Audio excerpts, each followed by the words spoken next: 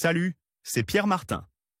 Sur cette chaîne, je partage ma passion pour les voitures avec des essais, des astuces et des conseils d'entretien. Revenons donc au sujet de la vidéo. Les ceintures de sécurité sont importantes pour la sécurité des passagers, et la responsabilité incombe au conducteur. Par Customer Service 5 juillet 2019, lorsque l'on pense à son enfance, les trajets sans ceinture viennent à l'esprit, peut-être avec la tête hors du capot de la Fiat 500. Aujourd'hui, la circulation est différente et un accident est toujours à portée de main. C'est précisément la raison pour laquelle les ceintures de sécurité sont si importantes pour tous, et le fait de ne pas les porter peut entraîner de lourdes amendes pour le conducteur. Quand les passagers ne veulent pas porter la ceinture de sécurité. Combien de fois vous est-il arrivé qu'un passager de votre voiture ne veuille pas mettre sa ceinture de sécurité parce qu'il la trouvait inconfortable ou qu'il craignait qu'elle ne salisse son costume blanc? Certainement plus d'une fois en disant que la destination était proche ou en vous rassurant sur le fait qu'il s'accrocherait bien. Peut-être que par peur de perdre votre ami en vous battant avec lui, vous avez renoncé et ne l'avez pas porté. Selon la loi, vous avez commis une infraction car le conducteur de la voiture a le devoir d'obliger les passagers à porter la ceinture de sécurité.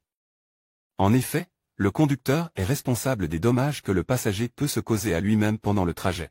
Arrêt de la Cour de cassation, section 3 civile, 25 juin 2018, 30 janvier 2019, numéro 2531. Même si vos compagnons de voyage ne veulent vraiment pas connaître les ceintures de sécurité, vous avez non seulement le droit, mais aussi le devoir de les faire descendre, et s'ils ne veulent pas, vous devez couper le moteur et attendre qu'ils changent d'avis. La sécurité s'applique à tous. Il vous est déjà arrivé, à vous aussi, de mettre instinctivement une main devant votre passager en cas de mauvais freinage. Vous le faites pour éviter qu'il ne se cogne la tête ou autre chose à cause de la force d'inertie. S'il s'agit d'un simple incident de freinage, les dommages peuvent être négligeables.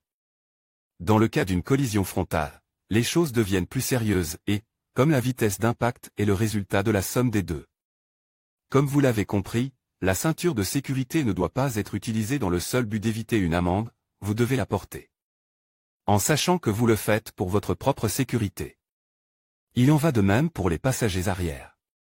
Bien que vous puissiez penser qu'ils sont protégés par le dossier à l'avant, la vérité est qu'ils ne sont pas entièrement protégés. En particulier lorsqu'il s'agit de vos enfants, vous avez le devoir de les attacher afin d'éviter qu'ils ne s'envolent vers le tableau de bord ou le pare-brise. Ceinture de sécurité ou siège. Les enfants de moins d'1,50 m ne peuvent pas utiliser la ceinture de sécurité simplement en s'asseyant sur le siège, ils doivent utiliser un support qui les rehausse.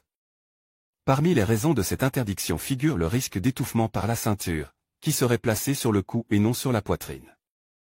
Bien entendu, parmi ces supports, vous devez choisir celui qui est homologue pour votre poids. Si vous voyagez dans un véhicule qui n'a pas de ceinture de sécurité, un enfant de moins de 3 ans ne peut pas y prendre place.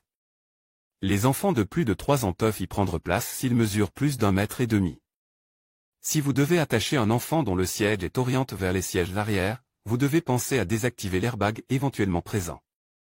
Dans tout véhicule en mouvement, l'obligation de les utiliser doit cependant être signalée par des voyants sur le contact ou des autocollants.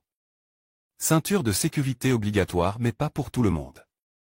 Les personnes suivantes ne peuvent pas porter la ceinture de sécurité, les policiers, le personnel de santé et les pompiers, les éboueurs, les agents de sécurité agréés en patrouille, les moniteurs d'auto-école, les femmes qui attendent un enfant, les personnes disposant d'un certificat de santé les dispensant du port de la ceinture, les passagers d'autobus et le personnel militaire. Que se passe-t-il si vous êtes trop sans ceinture de sécurité? Si vous êtes arrêté par une patrouille alors que vous ne portez pas votre ceinture de sécurité, vous êtes passible d'une amende de 80 à 323 € et, en cas de récidive dans les 2 ans, votre permis de conduire peut être suspendu pour une durée de 15 à 60 jours. Ceux qui changent l'usage et la structure encourent une amende de 40 à 162 €. Il faut veiller à ce qu'elle soit homologuée, si ce n'est pas le cas, le fabricant risque une amende de 841 à 3366 €. Les ceintures contrefaites seront confisquées.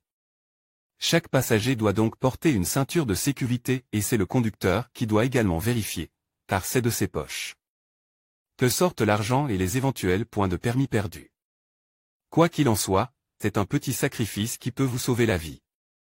Publie dans dit la loi sécurité routière.